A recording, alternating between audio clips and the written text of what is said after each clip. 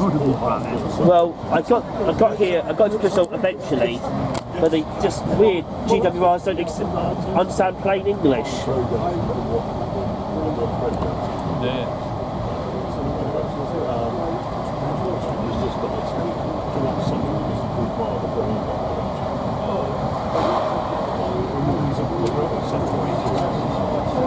I think we're going to be about right time at Taunton, aren't we? Wrong way.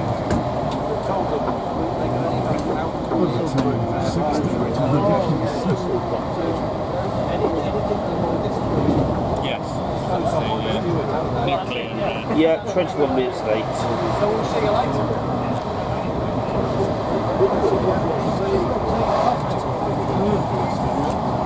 Five late then.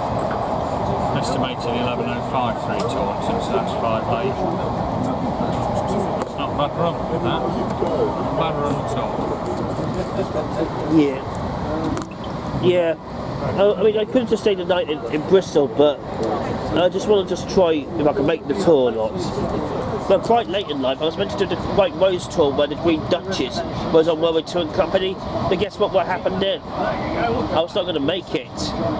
You know what time it left London King's Cross though? 6:06 in the morning. Yeah. And I was not going to make it at all. You wouldn't make that without staying in London.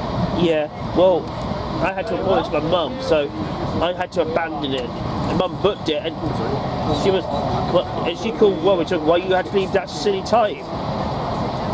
Well, yeah, that's the way they run these days, isn't it? Tours, they go out really early in the morning, come back really late at night. But guess what? So I did do the White Rose this year, but that was a success. Guess what it was from?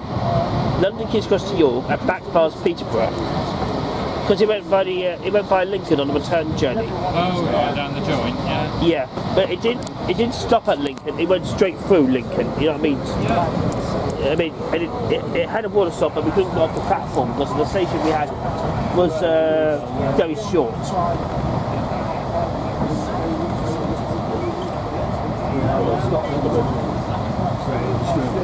Get off the Peacock train at Taunton. Right, back in a long time ago, back in my career now, and then I do some work on Red Star Park and Cab Park. I went down to Birmingham on a peak from Derby. It was 46, I think. It was raining. The rain was coming in around the running windscreen. You got newspapers stuffed in all the cracks to try to stop the rain coming. Everything was rattling and... You got in any cab, you still do, and the heaters are on full blast. You think, well, why is it on full blast? But when it's actually up to speed, there's that many drafts, it keeps it tolerable. I still do Steam Dreams. I did one this year. Guess what I did do? The King's Norwich to Windsor. I mean, Windsor to Norwich. Not the other way round, you know what I mean, though? Sort of. What? That was my Steam Dreams, that was. And it was interesting to see how Britannia can go through London. You remember the through London bit? The West England main line, the North London line, like that route? Yeah. Did that though. That was interesting, that was. Yeah, it's nice. North London line, very fascinating bit of track. Yeah. And the last one was the, and I was meant to do 2 tours in June, but that one got cancelled due to operation reasons. The one I was meant to do a trip to Chester. So guess what I did instead? Went to the Bluebell Railway to see the model event. And I went to the Imperial War Museum with my mum, my dad. So I made my birthday treat. Because I was 33 now, so... Yeah, I was born in 1991, 1991.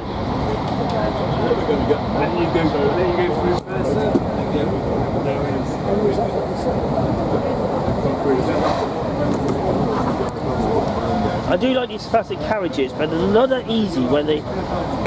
the seating arrangement's not that great, is it, sometimes, you know what I mean, though? I mean, I would not be sitting first class, but like I said, the budget, and I just didn't want to go too overboard, you know what I mean, though? I don't know what it was for this first class. This tourist class, sorry. Yeah. I don't know how much it was though for first. I can't remember. This was 149. I think first class was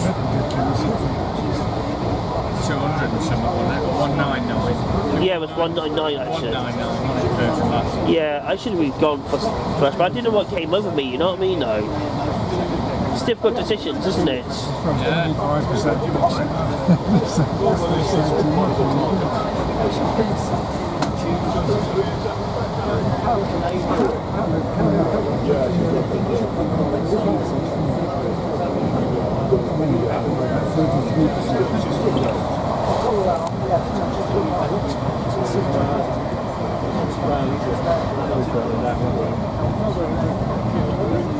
Oh yeah, you know what else I like watching sometimes? I watch BBC Airport. Have you heard of that programme? It's a TV show. It used to be on Dave, now it's on YouTube. Right, yeah. And I still watch it. I downloaded some of the videos of it a couple of years ago, but not anymore now. Oh, the Berks and Hants Line joins us.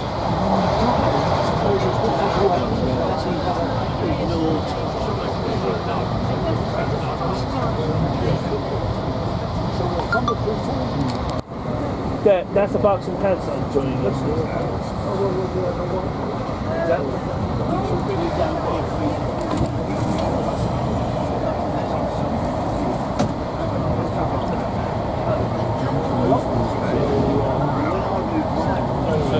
Another drink. Warm you up. They do soon.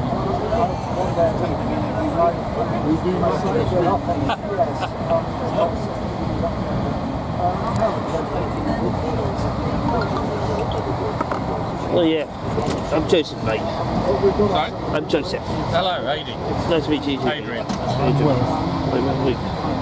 Nice to meet you too. Oh, yeah, Will. Or Will, you say. Will. Well, nice to meet you guys. You say, Andy said you used to work at the research. Yeah. Yeah, I was across the road at DMEE. Well, when I graduated in the early 80s, I was over there in the drawing office and then the electrical equipment section. So, were you there? Would you be there at that time in the 80s? Yes. Yeah. What were you working on there? Not these bloody Pacers. Oh yeah, I remember Pacers. No, I wasn't. I was in the consultancy group that they had. Oh, were you? Doing all sorts What was of that? With Transport? Was it? No, we had our own. Oh, did you? I didn't We know. started off being called TTAG, Transport Technology Assessment Group. Well, that was a bit of a mouthful and didn't really explain what we were doing anyway. So we turned it to Transport Studies Unit eventually, which was a bit more like it. Right, okay. Just about anything that we could contribute to it could come our way. Some of it got nothing to do with science or technology at all. No, But a lot of the jobs are. That's all.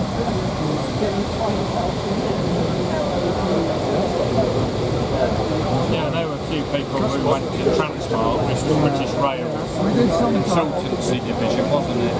Sometimes one of our members of our group will be seconded to Transport for a bit. Yeah. So he was somebody and we got to write a ton of it. We had made up a little group with everybody had a different sort of background. Yeah. I was the only one who had a chemistry degree. Yeah. So anything with any chemical element in it came my way. Yeah, it came your way, There's a few jobs there. Yeah. So one or two very interesting. One down at down in the Isle of Purbeck, is it? Down at Swan. Yeah. About that oil. Oh, yeah, First Row. First one. Yeah, and they wanted to know what was the maximum railway could cope. And also the maximum that they could actually put through their loading thing. Oh, right. So looking at the two sides of it. Yeah. The oil handling and Yeah, was there that much coming out of the ground then? well, yeah. I mean, it's quite a busy place in his day, I think. But it was a hell of a blinking operation because it was limited to 9 bogey tanks. Yeah. maximum it could fit in that load. Yeah. And it was on a slight gradient where he had to run round. He had to chock umpteen wheels. Yeah, yeah. before you Stop could- rolling before you could away. run that.